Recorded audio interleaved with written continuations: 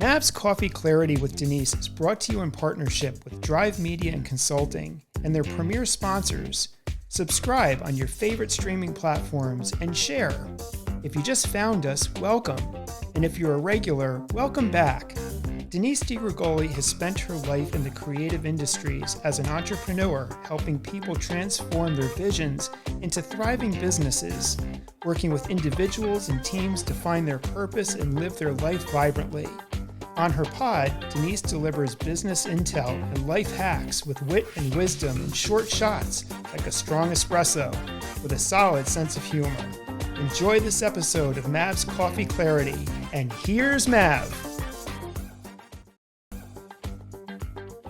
Welcome, my friends. You are on Mav's Coffee Clarity with Denise. We are a show to help you move forward in work, life, and self-care. And come on, who doesn't need that nowadays?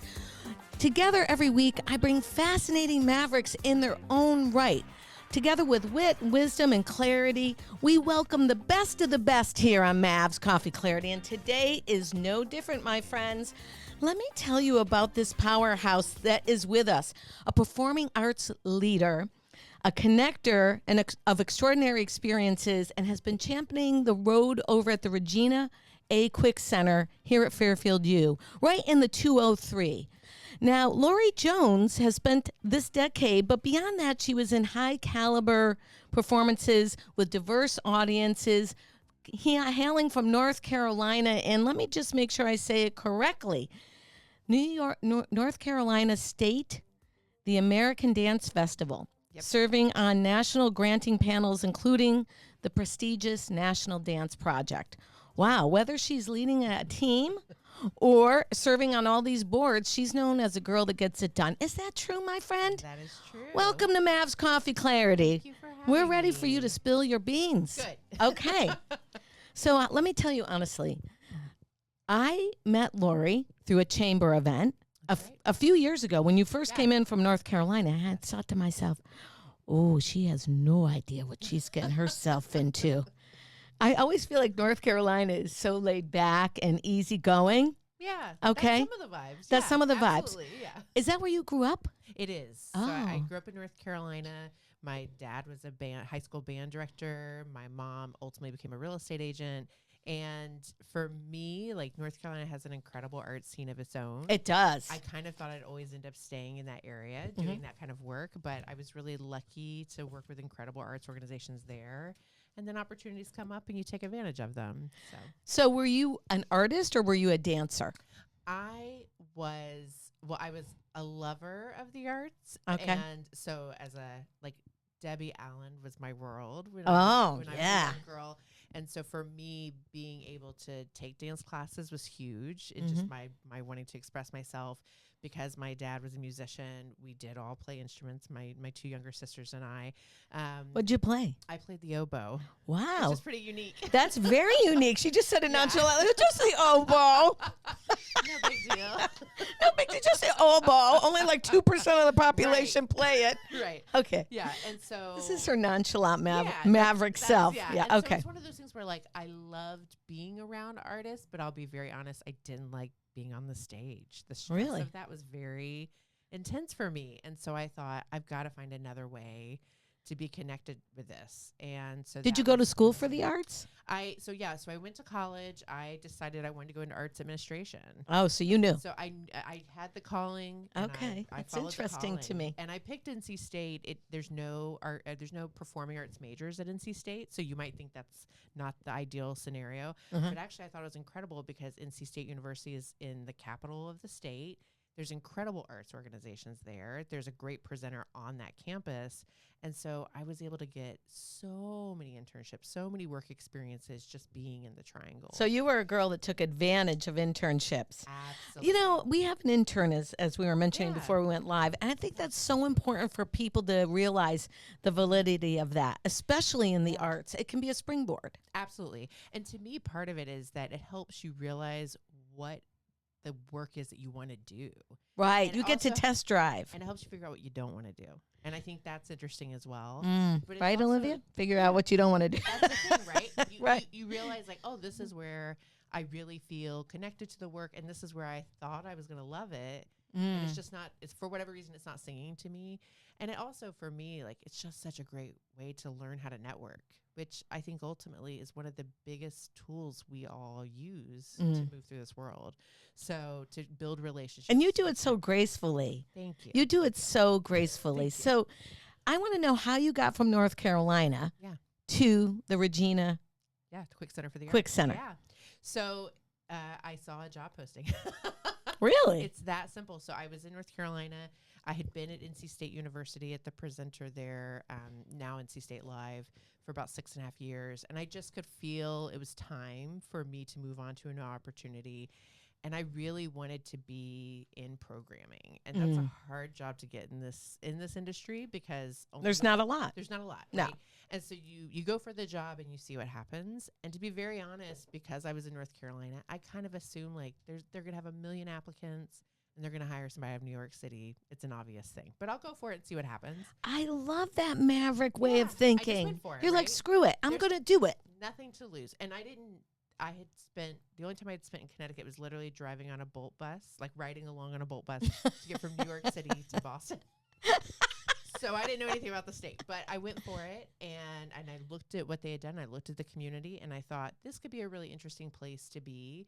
And as it worked out, as the interview process continued, it felt more and more like. How many interviews? Ooh, how many interviews? I went through 4 in total. So 3 from North Carolina and then the final one that I did in person. And when you were prepping for this interview, knowing that you'd be dealing with the arts and you had a big background coming in, were you nervous? Yeah, I think there's always some nerves to it, but it's also, to me, interviews are such an interesting opportunity to actually learn about another organization and the way they do their work. And so whether or not you end up deciding to take the job. Because you're technically interviewing them as well. Exactly. Right. Whether or not they offer it, you learn so much about how others are doing work like what you do. And I think, too, it's interesting to see like what priorities are for different organizations. And for me, I was really intrigued with the fact I'd been at NC State, which is this gigantic public institution. Yeah. And I was really intrigued with what it would be like to be at a smaller private school where it might be a little easier to build relationships with faculty. And is students. It is. It is. Because so the reality is your thought you can process was just correct. Walk across campus and bump into folks, and you're in more committees. And I think there's a communal nature to Fairfield University. And so I think it lent itself to the energy I was looking for. So you stepped into a leadership role pretty quickly. Yeah, absolutely. And how'd you mav through that? You know, I think a lot of it's just chutzpah. Like you have a little chutzpah? You have a little chutzpah. I love that word. I think it's that thing where, like, for me, I know how to work hard. I know how to work really hard.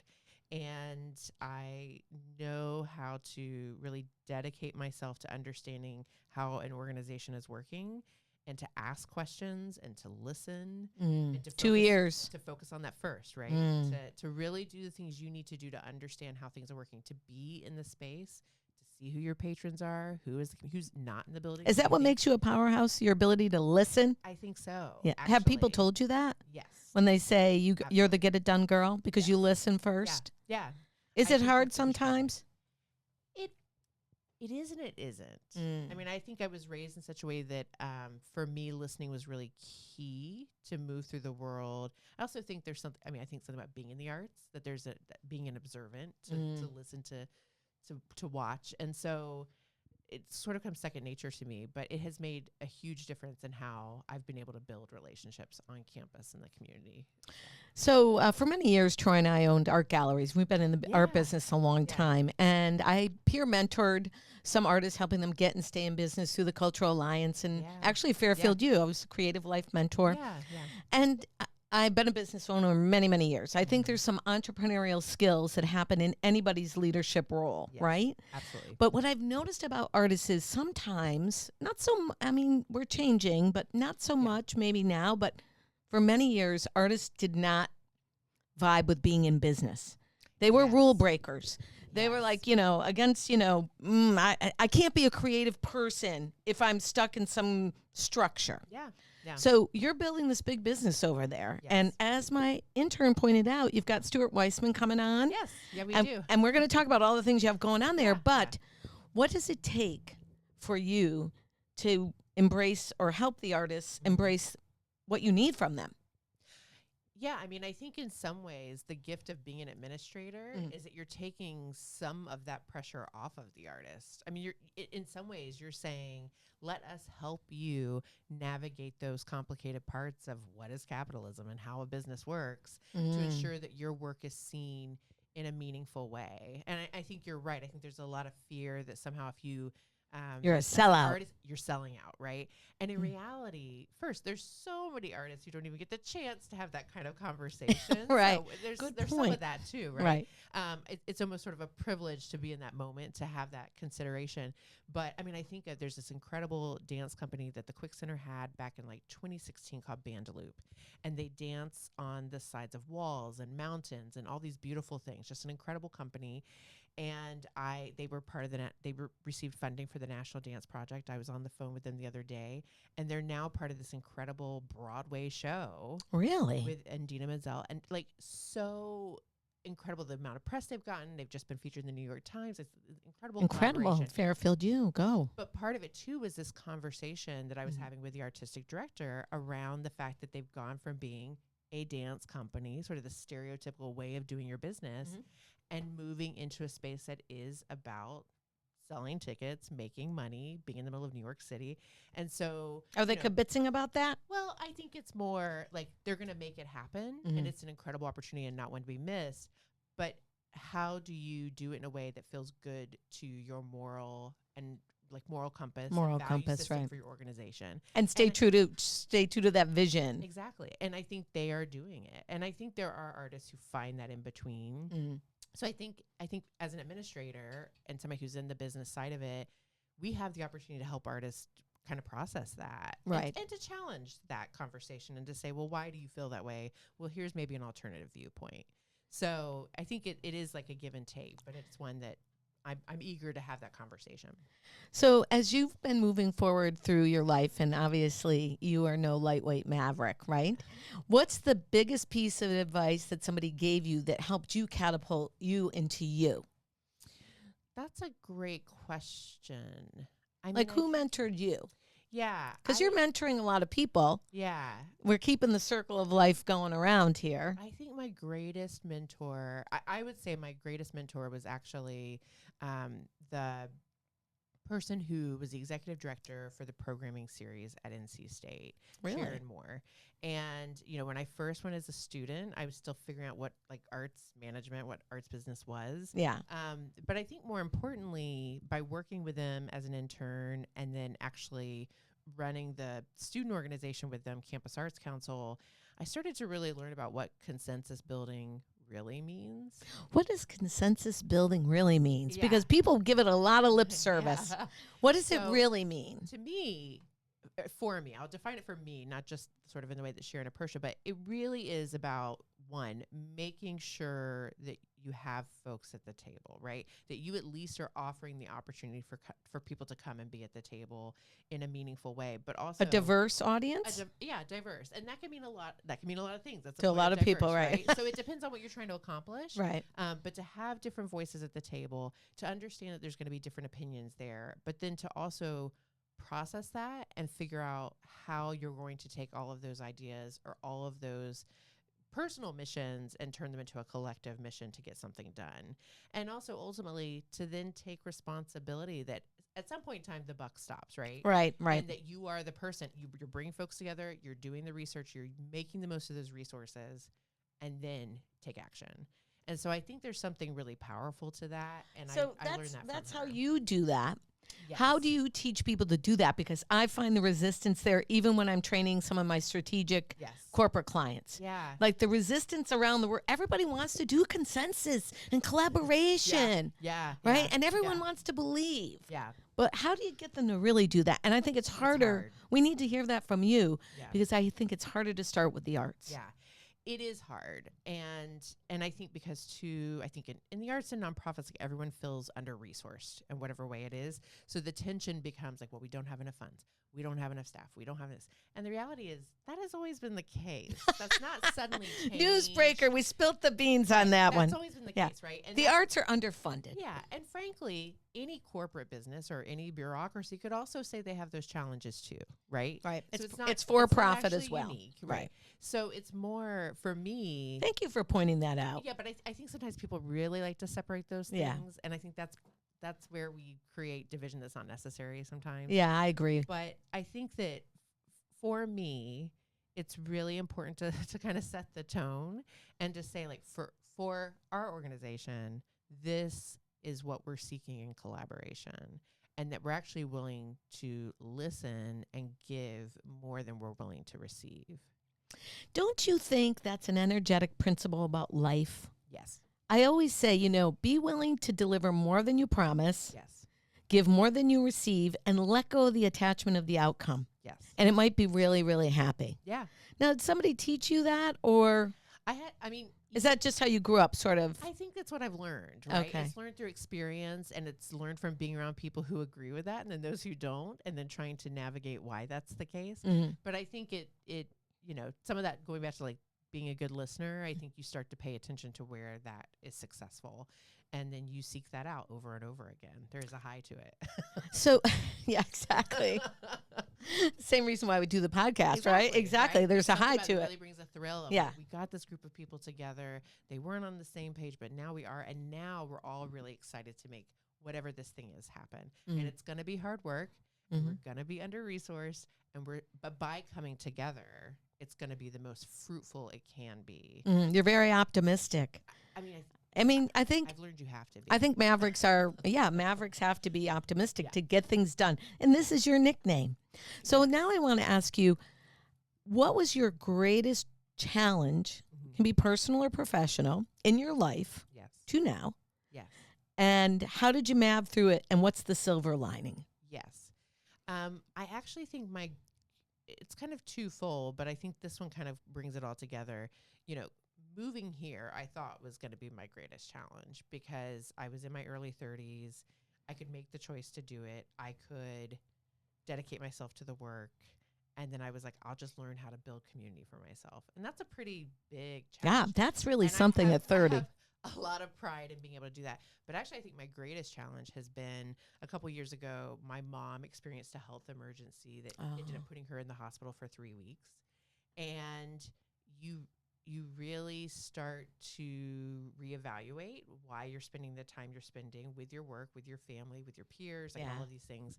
And I think, and then I stepped into a much more significant role in my parents' lives in like becoming. Are you an only child? I'm not. I have 2 younger sisters, but I'm the oldest. I know how the oldest goes. Sometimes Woo! works that way. And everybody, but also in the same way, building consensus of how we were going to work through this together, that it was a collective, that everyone's got something on their plate, that my mom was going through something extraordinary that was going to change her life in a permanent way, which would also impact my dad, and to kind of step into that role of leadership in my family, which some might say I was doing already because I have a demanding, sort of expectation of wanting our family to spend time together and having everyone have good, positive experiences. But I think for me, it completely sort of blew open the doors to learning how to accept help, learning how to find grace in as many situations as you can, knowing that everybody's really struggling, and also learning to be optimistic. Because there's a cynical nature in me. There's definitely a sarcastic nature in me. And I think it really made me feel an appreciation I'd never felt before of just how good you have it. And that it's very easy for that to disappear. And it's been so meaningful as I have friends starting to experience things that are changing in their life. And just with my siblings, like I feel like I can be a really good support system for them. And it's just taught me a lot that way. So you were kind of blindsided, and your silver lining was consensus, collaboration, and actually taking a look at your own life with a Exactly. gratitude lens. Yeah, exactly. That's pretty maverick, really, Yeah. honestly, because people will also give that lip service. Mhm. And then when the water gets hot, they do not know what to do. Yeah. So thank you for sharing that. Yeah, Okay, absolutely. so here's my other crazy question. Yes. We all get a lot of advice, and I want to say on Mav's Coffee Clarity, we don't give advice. We hope you're listening in on this coffee conversation, and if you hear something that you can take away and motivate you, then we've done our job. What's the piece of advice you were given that you were like, yeah, no, thank you? Oh, that's great. That's a great question. Well, here's what I'll say. When I worked at the American Dance Festival, the executive director was this incredible person, Charles Reinhardt, who or is this incredible person who really had a certain way of approaching his work. And one of his biggest things was at the start of every festival, he would have signs put up, and it would say "Assume" with a big red circle with a line through it. And we all just were like, "Why do you have to put up these signs?" And it's like, never assume, like just this very demanding statement. We were like, I think we get it, right? And so at the time, I was just like, yeah, we get it. Don't tell me, like that was the advice that was being Assume you make offered. an ass out of me and an ass out of you. Right. And it's a common phrase, but I think ultimately he wasn't wrong. Right. But it taught me a lot about how you approach sharing your vision with other people. And I think that was actually the advice I was getting was how to be a different leader. Mm. So you're like, yeah, no, hard pass on the word assume. Unintentionally, I think he was giving us the advice of like, don't assume anything. Yeah. Great, simple enough. Yeah. You should follow that. But more importantly, it was something internally that I was like, maybe there's a different way to communicate with others what you're trying to accomplish and get everyone to the same page. And now you can see, my friends, why she's so fabulous in her role at the Quick Center. So my little hard pivot to the right there is the Quick Center is a mega center for performing arts. And we are so fortunate to literally have it in our backyard. But I know you bring people in from all over the country and probably all over the world. Yeah. So tell me what's happening over at the Quick Center that the world needs to know why it's a special place. I said Stuart Weissman, but I mean, the roster, I couldn't commit to memory. Yeah. That's the thing. It's a really robust season. I mean, the Quick Center, we're in our 34th season. Mm-hmm. Next year will be 35 years. And how many years have you been there? 11. 11. For a chunk of that. Wow. And here's what I think about the Quick Center. I think you're absolutely right. If you looked at any other community that had maybe 70,000 people, right? They would not have the arts and culture experiences that the town of Fairfield has. No, we're packed over here. Right. You have an incredible, the Quick Center for the Arts, like I'll brag about it, but it's incredible, right? What you can offer there. It's mind-blowing. You've got this incredible museum on our campus, the Fairfield University Art Museum. You look at FTC. You've got Shoot Community Theater. You start to look culturally at the Fairfield Museum. I mean, you just start to... You even have the Klein next door. Right, you have the Klein. So there's all of these things in our backyard. And often people kind of look at me completely stressed out and they're like, weren't you afraid of the competition? And are you? And I said, my biggest competitor, I believe, is for entertainment dollars, which means Netflix. It's actually getting people out of their This home. is a very good marketing spill the beans tip, too, because you cannot be afraid of your competition. You can't. If that was the case, what about Dunkin' and Starbucks? Correct. Right. Like you have to find what you're doing best, and you've got to stay to pat. Like you've got to understand your audience. But like Netflix, I really believe, was our biggest competitor, especially post-COVID, that people just got more comfortable in their homes, right? Right. That's wearing their fuzzy pajamas. Once you're done, you're done. And then they started wearing them to the grocery store. Right. This is not acceptable. Casual. And the thing is, too, I understand that feeling as well. I mean, as a person to person, like I get that. Yeah. At the same time, I think a lot of folks got really excited to go and experience things. I think people want to get outside, right? Exactly. Isn't it better that you're here instead of on Zoom? 100%. I mean, I know we're in a tight space here, but we're making it work. Oh, it's perfect. And so I think, too, to me, the gift of that is it means that Fairfield is a community where arts and culture really thrive. And you've got people who are excited to experience a lot of different things. Yeah, it's so beautiful here. And so when I think about the Quick Center for the Arts, I think we get to serve, and I think through Fairfield University, we get to serve as a leader in that, we are able to offer a diverse range of artists and speakers that you might not see in every community, because I think we can take some chances. It's not just about I love what you're saying. We can take some chances. Let's Yeah. dig in there. yeah. Why can we? Well, I think we can because we're at a university. And so for us, I'm not a freestanding theater where if I can't pay the bills, the lights don't turn on. I am in a space where the university has made a commitment to arts and culture, and they want to ensure that it's educational as well. So it's entertaining, it's beautiful, it's amazing, Educational, it's I love Grammy it, yeah. winner, right? But there are these moments to have really challenging conversations as a community, or to experience work that really makes you think. And I think universities get to support that kind of work. I think they're a really important part of the arts ecosystem, and one that kind of just is assumed, but we shouldn't assume. So you're definitely like a navigator, no doubt in my mind. And you're sitting in big boardrooms, and you're sitting in the behind the scenes meetings, and I'm sure there's big powerful people in there that want to sway whatever the narrative could or couldn't be. Yes. How do you bring your talent and your finesse and your charisma to the table and get them to buy in? Yeah. I love that question. Don't you love that question, Olivia? I do like that. And Yeah. I think it comes back to being a good listener. Yeah. I think I also Are you pushy? I would not say I was pushy. Are you but direct? I do think that there's a righteous nature about when I really believe in something, I'm like, this is it, Yeah, I'm kind of that way too. Right. And I think that there's pros and cons. So it's always like, self-evaluation. But I really feel like I have been in this career for some time now. I have been working in very generalist ways and then in very specific ways to build that skill set. And so when I'm walking in the room, I'm hoping that there's an understanding of an expertise that I can offer that not just anyone can. And I think people kind of take for granted what programming is. They probably think that, like, you go see some shows, you pick them out, you tell them that they're coming to your theater, you negotiate the contract because there's some sort of money involved, and then you make sure that people show up. Oh, that's not what it is? Right. In nuts and bolts, sure. But I mean, I was just having this conversation with another presenter just a couple of days ago. We were talking about some grants, and it is incredible. There's a lot of power in curating and programming. For and sure. There's a lot of responsibility that comes with that. For me personally, I feel like being at Fairfield University as a Jesuit Catholic institution, there is a commitment to social justice practice.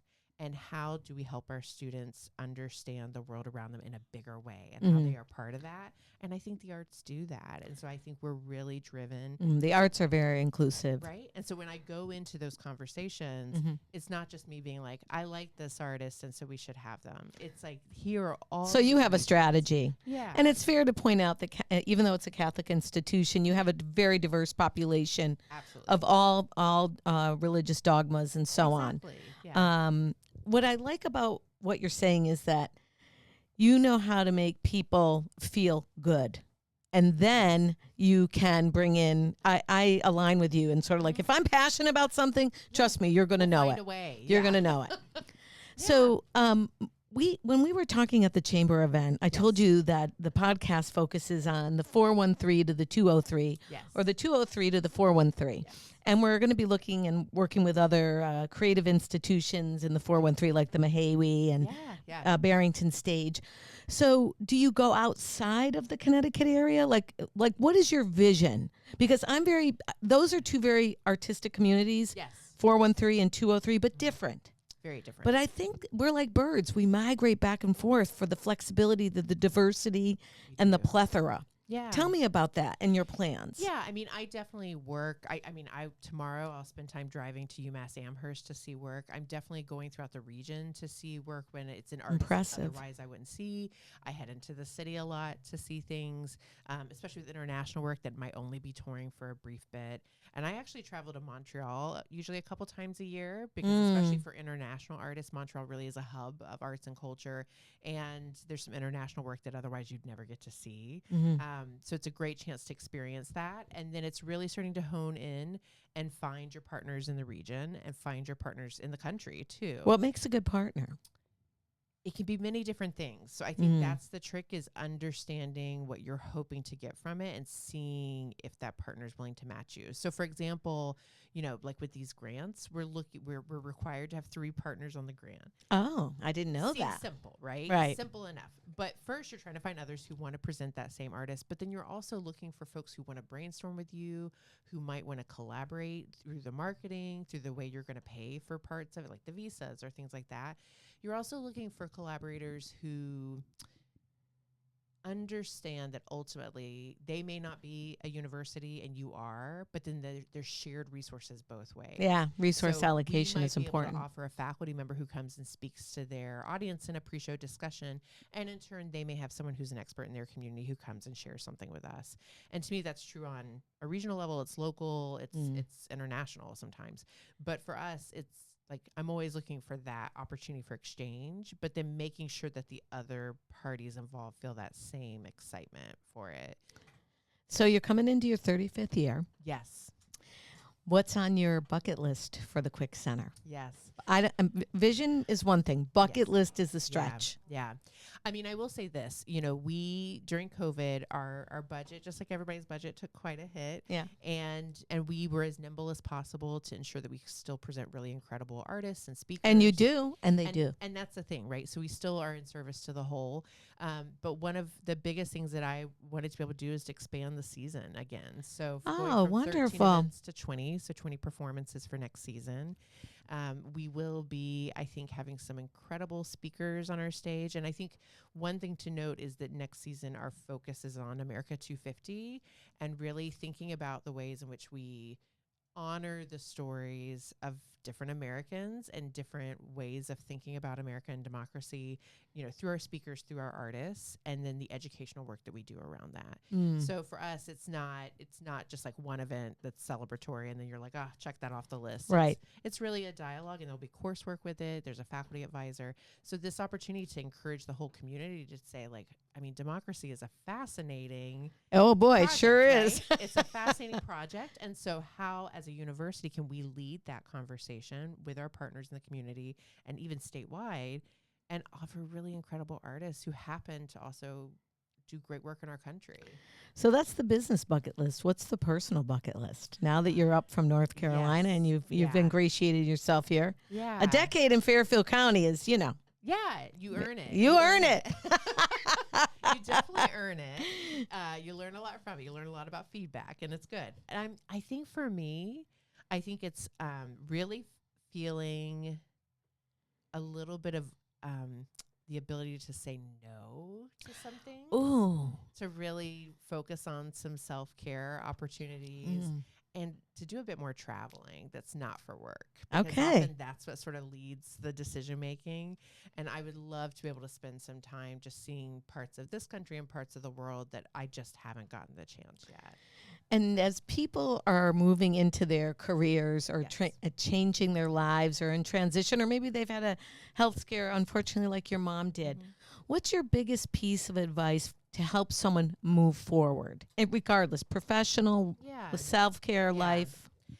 I mean, I think moving forward, there's a lot of determination to it. And it's also remembering there's a reason why things are happening, but that ultimately, if you take it day by day, you're going to get through that thing. It will feel impossible, but you will get through it. That's why life is daily.